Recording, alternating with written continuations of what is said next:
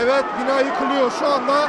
Bir bina daha yıkıldı. Evet, yan tarafında arama kurtarma ekipleri.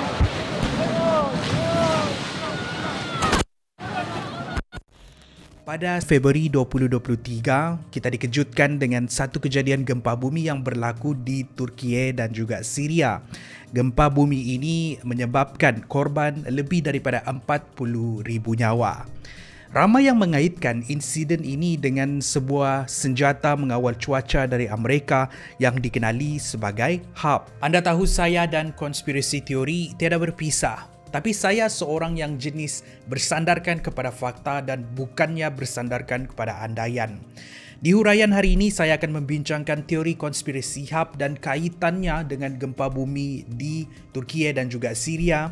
Saya akan menggunakan fakta, saya akan menggunakan sejarah, saya akan menganalisis semua dokumen berkaitan yang ada, dan di akhir video ini saya akan menjawab persoalan, adakah kaitan HARP dengan gempa bumi yang berlaku di Turki dan Syria? Pertama sekali, bayangkan kalau sesebuah negara tu memiliki teknologi yang boleh mengubah cuaca dan ini boleh digunakan sebagai senjata. Mereka boleh menghasilkan ribut taufan buatan, gempa bumi buatan, tsunami buatan dan sebagainya. Dan kalau mereka menggunakan teknologi ini kepada negara pihak musuh, tiada siapa yang tahu mereka adalah dalang di sebalik bencana-bencana ini. Ini seperti sebuah senjata yang sempurna. Mereka tidak perlu melancarkan nuklear, mereka tidak perlu menghantar ratusan ribu tentera ke negara pihak musuh dan mereka tidak perlu membelanjakan berbilion dolar. Ini ibarat baling batu sembunyi tangan. Peperangan dengan memanipulasikan cuaca dan menggunakan ini sebagai senjata dikenali sebagai weather warfare ataupun meteorological warfare. Konsep dan idea ini bukanlah satu teori konspirasi ataupun andaian lagi. Idea dan konsep ini telah pun wujud sekitar tahun 1940-an dahulu. Semuanya bermula semasa Perang Dingin di antara Amerika dan Rusia sekitar lewat 1940-an. Pada tahun 1954, seorang kapten tentera udara Amerika bernama Howard T. Orville menulis satu artikel dengan tajuk Weather Made to Order. Intipati penulisan artikel daripada Kapten Howard ini juga memberikan amaran kepada Amerika dan seluruh dunia, kononnya Rusia sedang membangunkan teknologi untuk mengubah suhu dunia. Dia juga membuat kenyataan, kalau ada negara musuh yang memiliki teknologi ini, ia akan membawa kepada kesan yang lebih buruk dari kesan perang nuklear. Tapi ironinya, pada waktu ini ketika mereka menuduh negara lain mencipta teknologi mengawal cuaca ni, Amerika pun sedang menyelidik untuk mencipta teknologi yang sama. Pada tahun 1950 pula, seorang ahli fizik Amerika bernama Dr. Irving Langmuir mengatakan kebolehan mengawal cuaca sebagai senjata boleh menjadi satu senjata yang sangat berbahaya, sama seperti bom atom. Dan idea ini menjadi realiti semasa perang di antara Amerika dan Vietnam pada tahun 1967 sehingga tahun 1968 dahulu, di mana Amerika menggunakan teknologi mengawal cuaca untuk mendatangkan hujan lebat di sekitar Vietnam. Ini untuk membantutkan pergerakan tentera Vietnam yang pada masa itu Viet Cong untuk bergerak, sebab tentera Viet Cong selalu akan bergerak menyelusuri hutan tebal. Operasi ini dikenali sebagai Operasi Popeye. Walaupun begitu, penggunaan teknologi ini dianggap sebagai tidak beretika sebab ia memberikan kesan buruk jangka masa panjang di kawasan tertentu. Pada 18 Mei 1977, satu konvensyen diadakan di Geneva untuk melarang penggunaan pengubahsuaian cuaca untuk tujuan peperangan. Ini rata-rata dipersetujui oleh kebanyakan negara di seluruh dunia. Dari sejarah-sejarah ini kita dapat gambarkan yang untuk sesebuah negara mencipta sebuah teknologi mengawal cuaca sebagai senjata bukanlah sebuah fiksyen ataupun teori konspirasi. Ini adalah realiti. Dari tahun ke tahun banyak penyelidikan yang dilakukan oleh negara-negara besar.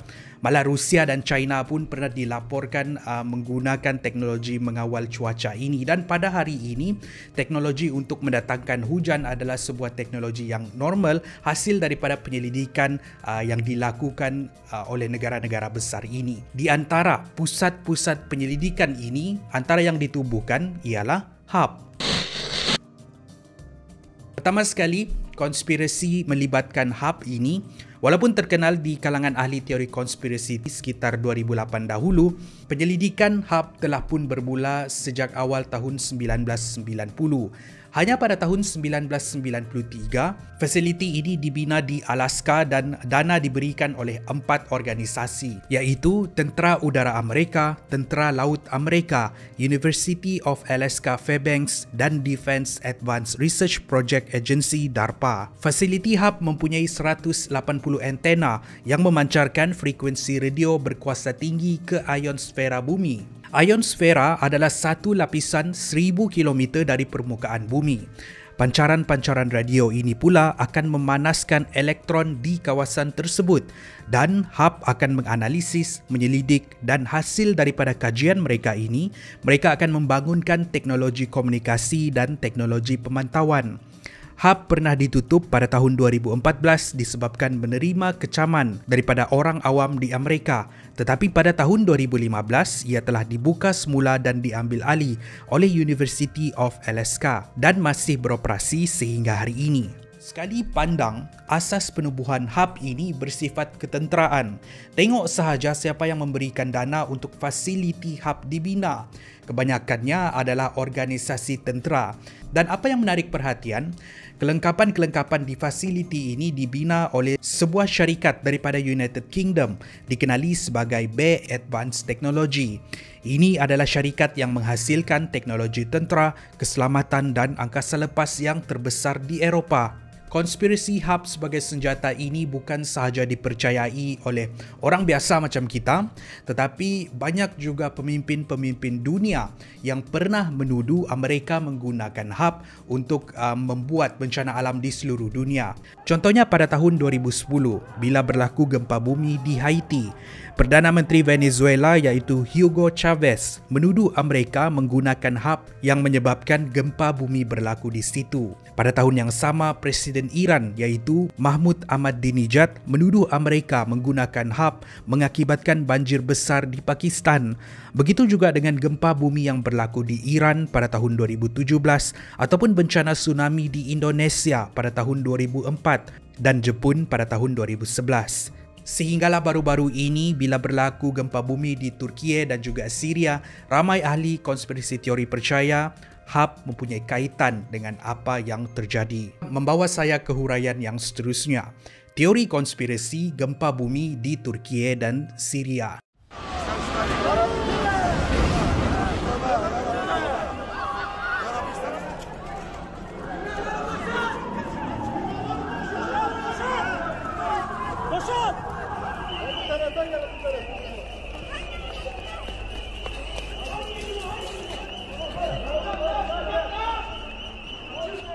Kepada mereka yang tidak tahu, pada Februari 2023, Turkiye dan Syria dikejutkan dengan insiden gempa bumi berskala 6.3 skala Richter.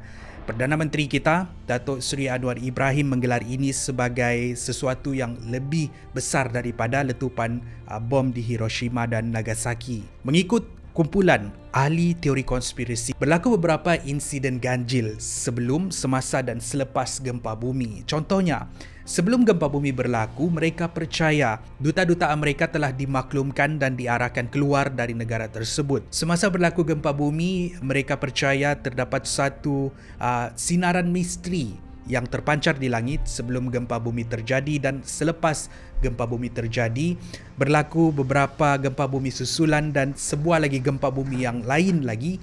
Ini seperti gempa bumi buatan yang dibuat oleh sesuatu kuasa yang mereka tidak nampak. Menurut ahli teori konspirasi, mereka menggunakan hub untuk mereka gempa bumi di Turkiye dan Syria sebab Turkiye membantah kemasukan Sweden ke dalam pertubuhan NATO. Di Syria pula, mereka mahu meruntuhkan rejim Abad al-Assad yang masih menguasai kawasan-kawasan tertentu di situ. Ini adalah teori konspirasi yang tersebar di kalangan ahli teori konspirasi. Secara langsung membawa saya ke huraian seterusnya, mencari kebenaran konspirasi hub dan gempa bumi Turki dan Syria. Sekarang tibalah masa kita untuk mendalami konspirasi yang tersebar ini dan kita tengok logik ataupun tidak, rasional ataupun tidak, masuk akal ataupun tidak. Macam yang saya cakap awal-awal tadi, saya akan analisis fakta, saya akan analisis sejarah dan saya akan tengok dokumen-dokumen yang ada untuk kita buat keputusan di akhir video ini. Pertama sekali berkaitan dengan duta Amerika yang dimaklumkan untuk keluar dari situ, tiada laporan rasmi menyatakan ini terjadi. Jadi saya anggap ini sebuah berita yang palsu. Yang kedua, pancaran cahaya misteri yang dilihat berlaku sebelum gempa bumi terjadi. Ini adalah satu fenomena biasa.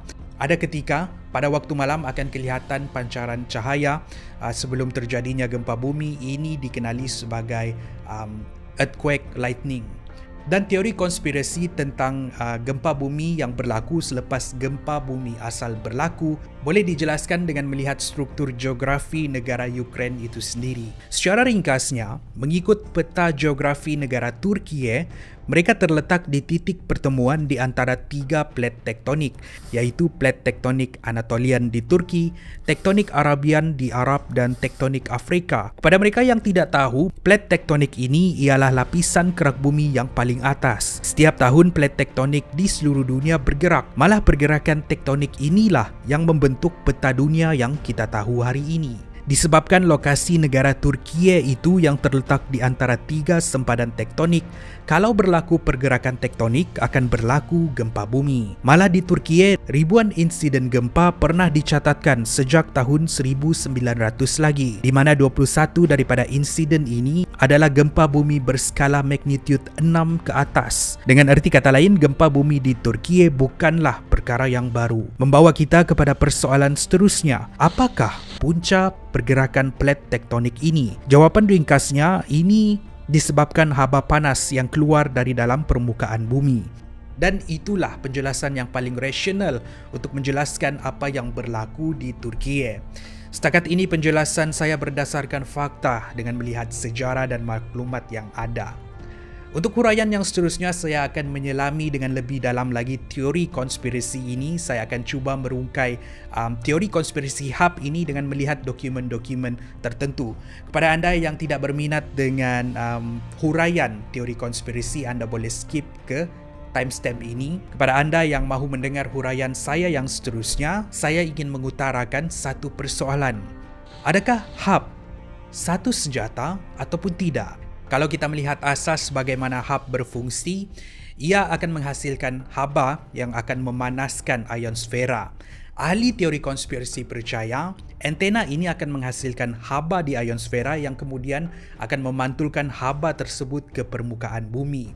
Secara langsung, ini akan membuatkan haba di dalam kerak bumi panas dan mencetuskan gempa bumi ataupun mencetuskan pergerakan plat tektonik. Namun begitu, ramai pakar-pakar yang menafikan perkara ini. Mereka mengatakan kedudukan HAB di Alaska adalah sangat jauh daripada Turki dan tidak mungkin dan tidak masuk akal kalau teknologi ini boleh menyebabkan gempa bumi. Itu menurut pakar. Tapi ini bukanlah kebenaran. Sebab apa yang saya jumpa di dokumen-dokumen rasmi HAB sendiri, dari laporan pantauan yang diterbitkan oleh kumpulan akademik dan penyelidik dari pelbagai organisasi termasuklah Tentera Laut Amerika dan University of Alaska menyatakan frekuensi HAB ini tidak terhad di ionosfera sahaja, tetapi ia boleh sampai ke permukaan bulan. Laporan tersebut menulis, on September 13, 2001, the HAB facility transmitted radio wave to the moon at frequency of 8.075 MHz and the radio wave echoes from the lunar surface were detected. The increasing power levels of HAB have provided access to more distant regions, including the recent Lunar Echo Experiment. Menyatakan frekuensi daripada HAB boleh sampai ke permukaan bulan. Tidak berhenti di situ, di laporan ini juga menulis yang teknologi HAB boleh memanaskan sesebuah kawasan yang khusus. On April 2001, we conducted an experiment with Kodak to study ionospheric heating for vertical and magnetic field aligned orientation of the HAB beam. The intensity scale shows the largest backscattered signal coming from the region of enhanced heating. Menurut satu laporan pada tahun 2021, frekuensi radio daripada hub yang dipancarkan ke angkasa lepas boleh sampai ke planet Jupiter. Kalau melihat intipati dokumen-dokumen daripada hub sendiri ini menyangkal kenyataan pakar.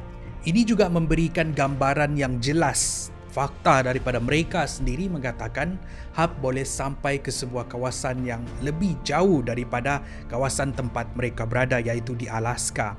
Kalau di bulan boleh sampai, kalau di planet Jupiter pun boleh sampai, apalah sangat kalau di Turki. Selain itu, laporan rasmi juga ada menyatakan mereka menjalankan eksperimen untuk memanaskan sesebuah kawasan secara khusus. Ini menimbulkan satu persoalan. Bolehkah hub berfungsi sebagai satu alat untuk memanaskan kerak bumi dan mencipta gempa bumi? Setakat ini apa yang saya sampaikan semuanya adalah fakta dan ada rujukan yang saya buat. Begitu juga dengan 4 huraian teori konspirasi tadi, saya bersandarkan kepada fakta yang mungkin ada sesetengah anda skip. Sekarang semua maklumat berkaitan topik ini sudah saya sampaikan. Kita sudah melihat sejarah, kita sudah melihat laporan, kita sudah melihat dokumen dan intipatinya. Sekarang tibalah masa untuk kita semua menjawab persoalan, adakah kaitan hub dengan gempa bumi di Turki dan Syria? Saya hanya boleh menjawab untuk diri saya sahaja. Dengan itu saya akan memberikan pendapat peribadi saya. Saya berpendapat tidak. Sebab kalaupun hub boleh digunakan untuk memanaskan kerak bumi dan menyebabkan gempa bumi, ini hanyalah andaian. Tiada bukti sahih yang wujud di luar sana membuktikan perkara ini. Dan saya suka untuk bersandar kepada benda yang saya nampak dan benda yang lebih rasional, iaitu penjelasan tentang kedudukan Turki itu sendiri yang berada di sempadan 3 plat tektonik yang bergerak. Dan satu lagi, kalau kita tengok di Turki, gempa bumi bukanlah sesuatu yang asing. Sejak 1900 lagi, sudah ribuan gempa bumi yang berlaku sebelum idea hub popular lagi. Jadi, pendapat saya secara peribadi, saya cenderung untuk percaya gempa bumi yang berlaku di Turki dan juga Syria itu adalah satu bencana alam semula jadi. Walaupun begitu, masih banyak lagi misteri tentang teknologi hub ini yang menimbulkan tanda tanya. Mungkin ia telah pun digunakan sebagai satu senjata. Mungkin ini hanyalah konspirasi dan konspirasi semata-mata. Adakah suatu hari nanti rahsia hub akan didedahkan? Macam mana pula dengan pendapat anda? Pastikan anda jalankan penyelidikan anda sendiri.